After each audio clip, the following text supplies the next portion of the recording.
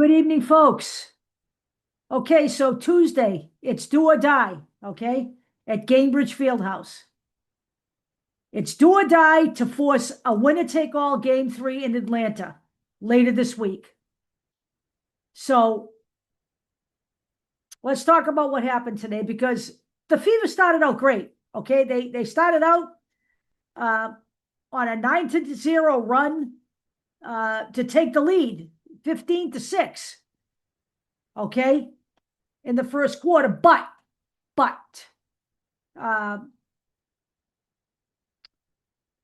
the Dream outscored them 22-12 in the second quarter to take the lead into halftime. And then, again, the Fever came out of halftime, went on a 7-0 run to tie the game, but they never took the lead again.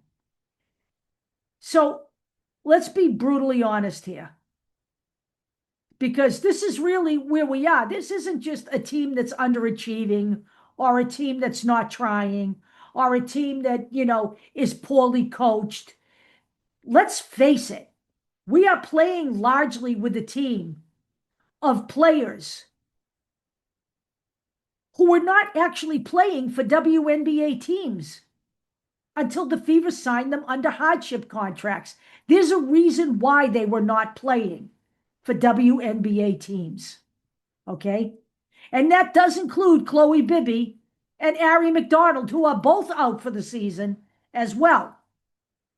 So the Fever are missing even hardship signings. And again, I haven't even mentioned this, but Damaris Dantas, who would be the logical backup for Aaliyah Boston, is out on concussion protocol. So she is not available now. That's a new injury. We don't have Sophie Cunningham. We don't have Caitlin Clark. Nor do we have her backup in Sydney Colson. It is clear that this is not the team we envision taking into the playoffs. And you know what? I'm going to say this right now. The Dream can let Kelsey Mitchell score all the points she wants, because all I'm going to do is shut everybody else down. And that's kind of what they did today. The Indiana Fever are missing Caitlin Clark badly. Okay? The regular season is one thing. Yes, they ended the regular season with a winning record. Okay? They worked hard. They were resilient. Okay? They won when some people didn't expect them to win, but that's the regular season. The playoffs are a whole different animal. And they are going to be hard-pressed to get out of the first round. Now, is it possible for them to get out of the first round without Caitlin Clark? Technically, yes. But they're not going to win a championship without Caitlin Clark. And in fact, they may not advance past the first round without Caitlin Clark. In fact, it only gets harder after the first round. They are missing the engine that makes the team run. They are missing the person who dictates the floor, who directs the traffic, who takes the pressure off all the other players, a person who can score from just about anywhere she wants, a person who can pass the ball in otherworldly ways. The other half of a deadly pick and roll with Aaliyah Boston. They are missing their heart and soul, and that's what Caitlin Clark is. Make no mistake about that. And beyond Caitlin Clark, they're missing Sophie Cunningham.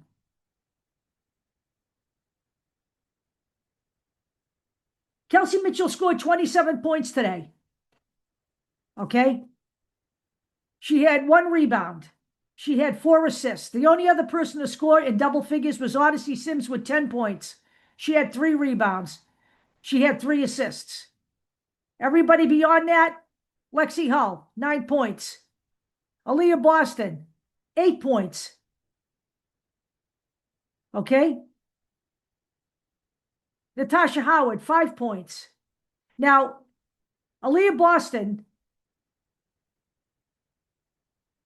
also had 5 fouls in 34 minutes of play. So she had her work cut out for her playing defense against the Atlanta Dream, okay? And I'm sure the 5 fouls affected the way she played the game, because it's 6 fouls and you're out. Ariel Powers, 5 points, no rebounds, no assists. Brianna Hall, 4 points, 1 rebound. Shea Petty, no points, 1 rebound. Brianna Turner, no points, 4 rebounds. Michaela Timpson, zeros across the board. She's a rookie. Okay? She's a rookie.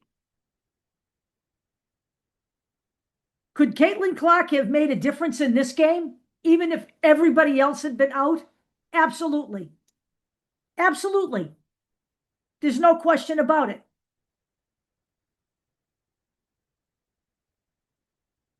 This is a tall order for this team. Okay, so I'm not going to sit here and point fingers. I'm not going to sit here and call them poorly run. I'm not going to sit here and question the coach's substitutions, because she doesn't have a whole hell of a lot of choice right now. As I've said, she's playing with players who were not gainfully employed in the WNBA. And they weren't playing in the WNBA for a reason.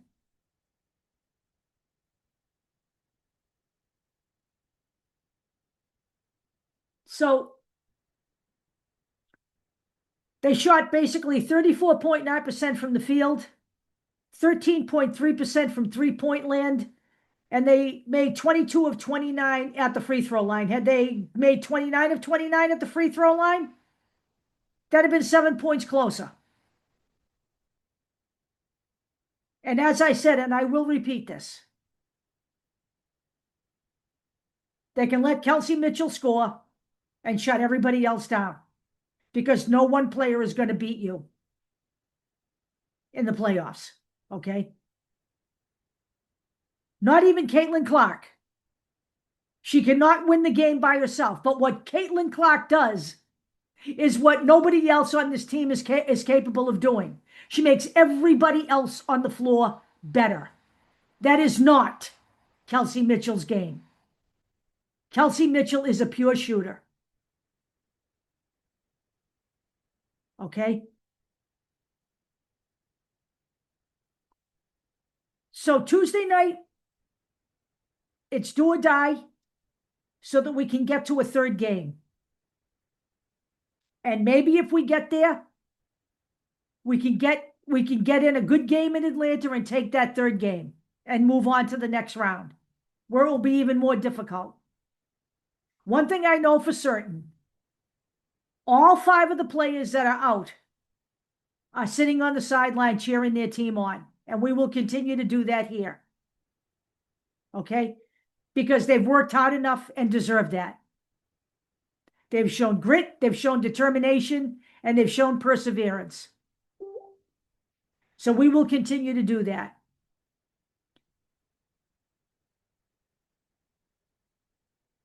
And beyond this first round, if the Fever doesn't get through it, okay, we're going to start looking at some other stuff. We're going to have to watch the rest of the league. We're going to see where the rest of the league goes, okay? We're going to see how this plays out. We will keep an eye on the playoffs with or without the Fever, okay? We will start thinking about the CBA, because that's going to be the next big topic. That expires on October 31st, the current one. Now, contrary to popular opinion, shutting the league down for a season doesn't benefit either side. So I still don't believe that's going to happen. Okay? And I think the players know that. And I'm sure the league knows that. And we're going to keep an eye on movement.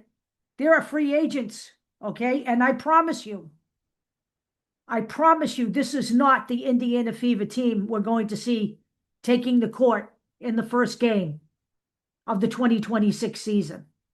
There is no way that that's going to happen. Okay? We know Caitlin Clark will be game ready. Okay.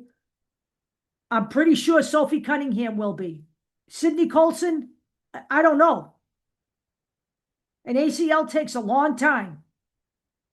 Okay, I believe, if you look at it,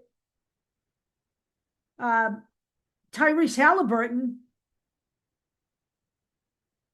tore his Achilles in the playoffs, in the finals. And I believe he's been ruled out for this season. So we'll see what happens with Sydney Colson. All of these players were only on a one-year contract to begin with. So I can promise you, aside from Kelsey Mitchell, who was signed, Aaliyah Boston, whose fourth-year option has been exercised, and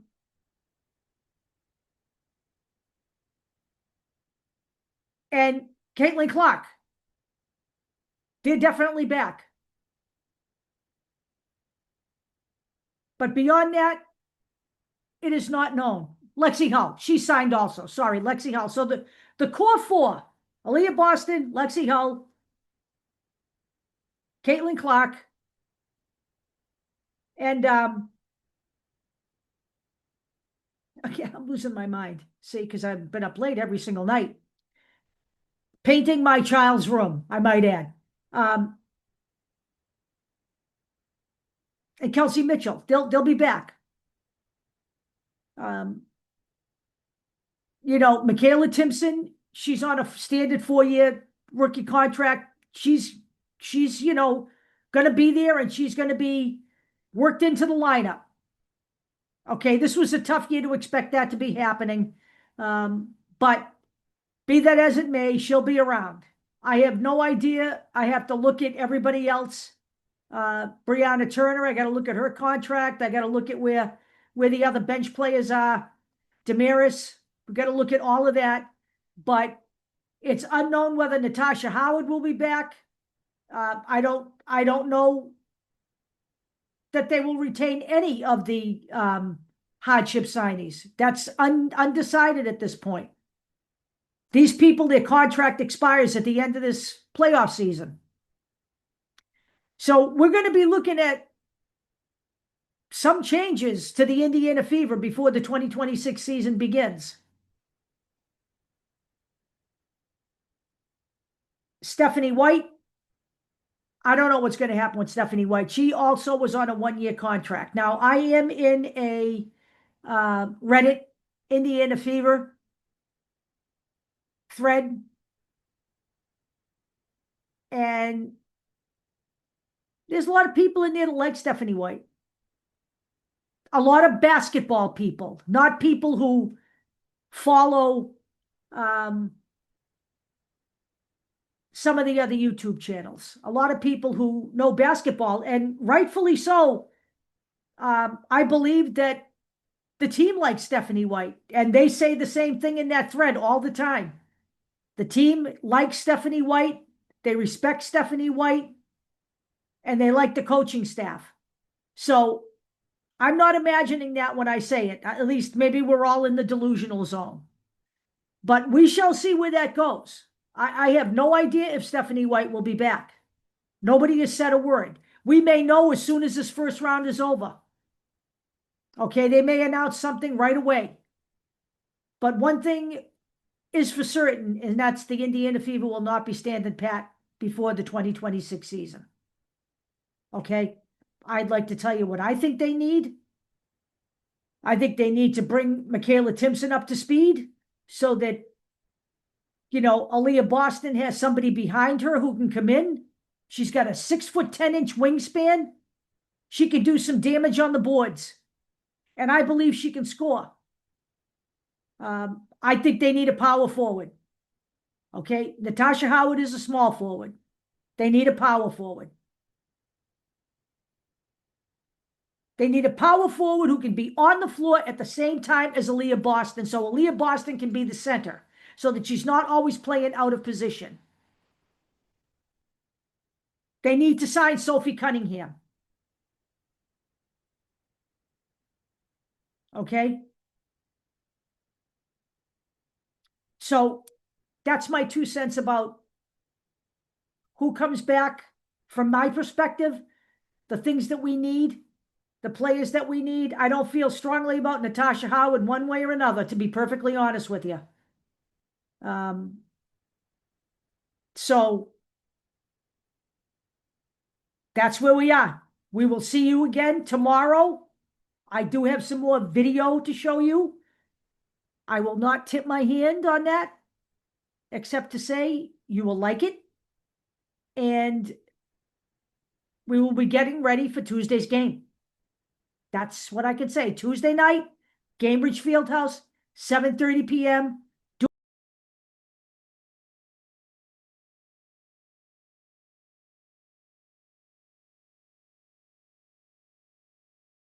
or die. Do or die. And they will be home at Gainbridge. And I expect it to be loud. I will talk to you guys soon. Have a great night.